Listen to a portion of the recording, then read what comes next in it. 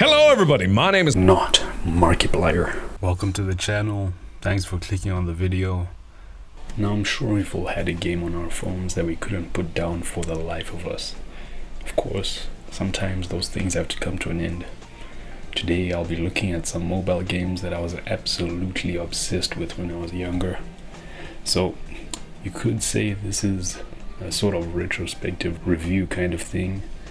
Now, without wasting any of your time, let's dive right in. Firstly, I want to talk about a DC animated series that we all love to hate. Yeah. Now, the first game in this series is called Teeny Titans. Teeny Titans was released on June 23rd of 2016, developed by Grumpy Face Studios and produced/published by Cartoon Network. The game is pretty much like Pokemon. We collect toy figures that can battle each other on a Nintendo DS-like console, which is only visible in the character select screen before a battle. It has you play as Robin of the Teen Titans, who becomes obsessed with collecting figures and wants to become the Mega Teeny Champion. The gameplay is split mainly into exploration and actual figure battles, with a bit of strategy with what combination to best use. You can buy new figs from a couple of different stores around the map, meaning each location has its own set of figures for the most part. There are also sales and free giveaways every once in a while, so you're always able to buy something, since the amount you're awarded after every battle is actually decent. The highlight of the game is its simple but easily addictive battles. You must assemble a team of 3 figs to face your opponents. Each fig has its own set of 3 abilities. You start out with 2, but the third one unlocks when the fig reaches level 5. The max level a fig can reach is level 20. The abilities range from normal attacks to shields, buffs and debuffs, heals, and since this is Teen Titans, even dancing. Literally. Each of the 3 abilities can be upgraded to gold by feeding Starfire's pet Silky. Other figures that you don't need or duplicates that you can buy do upgrade the fig quicker. You can also add additional buffs with the use of a mod chip, limited to only 1 per fig. These mod chips can also be found in stores, only a few, maybe like 2 stores in the whole game. And now, of course, when this game was released, I think I was only 11 years old at the time, and I didn't find out about it till like 2018, when I just started high school. The game went for $3.99 on the App Store and Google Play Store. Of course, I'm only able to talk about this game because I was able to play it through Jack Sparrow-like ways. Sailing the high seas, if you know what that means. The game was recently delisted with a couple of other Cartoon Network games. The reason being cost-cutting measures taken by Warner Bros. All of this because we all know those billion-dollar companies would rather take out a game loved by a small community than stop producing expensive slop. Alright, enough about Teeny Titans for now. On to the next.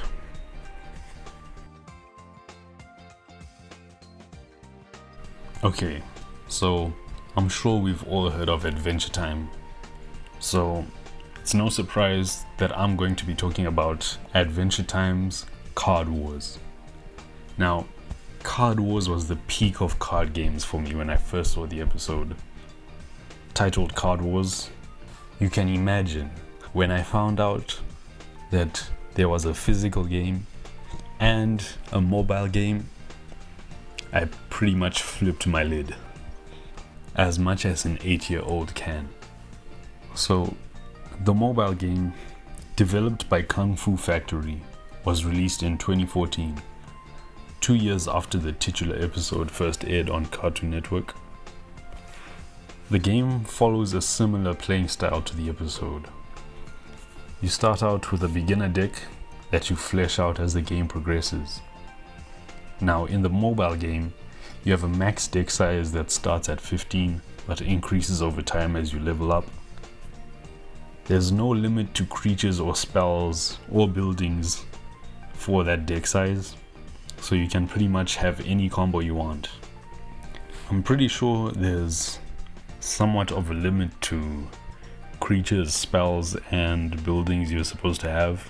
I think you should have at least 4 creatures in your deck, but in the mobile game you can have a deck with 14 creatures and 1 spell or building, or just 15 creatures in total. But there should be a limit to at least 4 creatures, so you can play them on your landscape cards. The main mode is the quests mode, where you just play different opponents that get better as you progress. Then an online deck wars mode, which is obviously down, but was a player versus player mode, an online player versus player mode, and a surprise Fiona and Cake demo, which is just a chance for you to play the 2 characters with very overpowered cards. Moving on, you've got a card shop, which is just either a cool chest or an algebraic chest, so normal cards and then very rare cards. There's also a but decently fleshed out deck builder. That section of the game allows you to sell, craft, and just check out your whole inventory. I don't know if you guys are Pokemon crazy, but I never really got that whole thing. I was more of a Bakugan guy, and I guess it translates over here with the actual strategy and fun. Let's not get into the whole Bakugan reboot fiasco though, not here. Bakugan was rebooted from Bakugan Battle Brawlers into Bakugan Battle Planet, and I watched the first episode a little while ago and I literally threw up. I was always a collector at heart, as well as a competitor, so if I get a chance to mix the two and add a layer of strategy, I'm all over it. It's funny, I have such fond memories of visiting sketchy websites trying to find this game. I did in the end find it because it got taken down along with its sequel in 2019. So once that happened, Reddit banded together to give different sources for everyone to still experience such a lost treasure. Of course, I had no idea what Reddit was at the time. I was only 2 years into my high school life. Didn't really have a computer at home. I just had my phone. So I just found a decent sketchy site that had a valid copy. I'm not condoning any piracy. We all know the whole if buying is an only thing then piracy isn't stealing, which I totally support. Video game conservation and just software conservation in its entirety is very, very valid. But when it comes to abandoned software, it's just preservation. So if you're looking to find preserved things, Reddit is your best friend. Especially with the sub that you can see on the screen right now.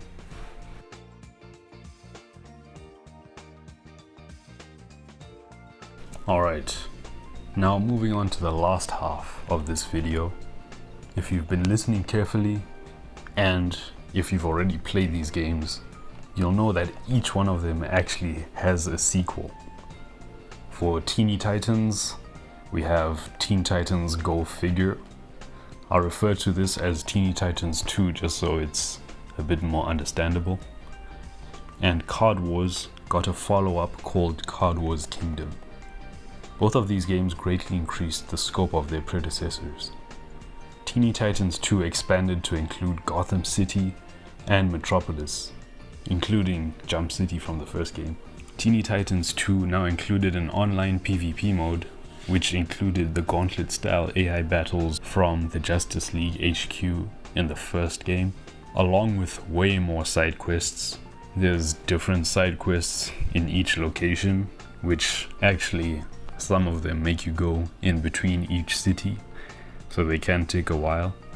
There's also a fresh and longer story mode, a new customization feature which needed you to collect respray tokens to purchase one of 4 to 6 different color styles, with one being locked behind an unlock from normal battling and Riddler eggs. We got a new game mechanic as well, with the use of accessories in battle. These are essentially a buff that can be filled up as the battle goes on, with batteries that can spawn just like Tofu would in the first game. You press on them and they would charge up your accessory. Once fully charged, it can either do damage, give you a buff or some health back, wipe you of any bad effects and such. Another addition was Riddler eggs, as I said, which were free and paid sometimes, which gave you 4 random things, such as a repaint style, a repaint token, a figure, or just some coins. To add the cherry on top of this, in my opinion, was the radical fig stage.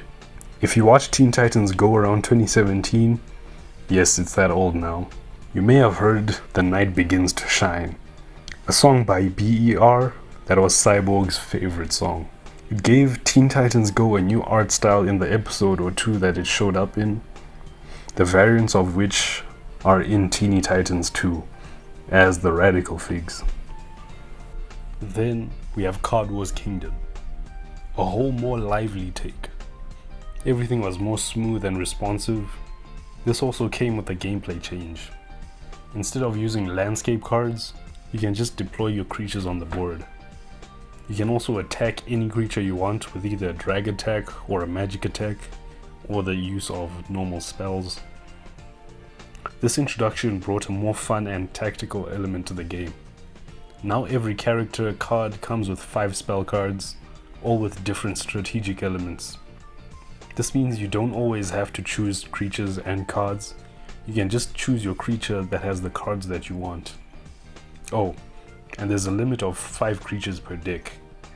As you upgrade your cards, their weight increases. So you have to moderate which cards you use, but you gain 1 weight for every second level that you get within the game.